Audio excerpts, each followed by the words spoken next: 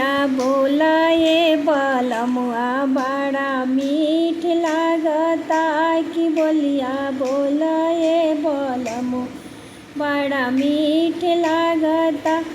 ये जी ससुर जी के बोलिया कैसा ना लागेला। ये जी ससुर जी के बोलिया कैसा ना लागेला कि जैसे बाघावा गरजेला वैसा न लागेला कि बोलिया बोल ये बलमुआ बड़ा मीठ लागता कि बोलिया बोल ये बलमु बड़ा मीठ। ये जी गोदनी के बोलिया कैसा न लागेला।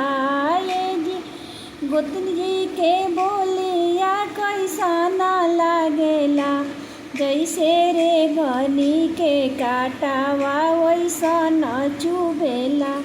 जैसे रे घनी के काटावा वैसा न चुभेला कि बोलिया बोला ये बलमुआ बा मीठ लागता कि बोलिया बोला ये बलमुआ बड़ा मीठ लागता।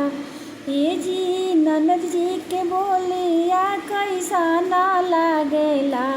ये जी ननद जी के बोलिया कैसा ना लागेला कि जैसे लाल मिरचाई तीतैया लागेला कि जैसे ललकी मिर्च तीतैया लागेला कि बोलिया बोला ये बलमुआ बड़ा मीठ लागेला कि बोलिया बोला ये बलमुआ बड़ा मीठ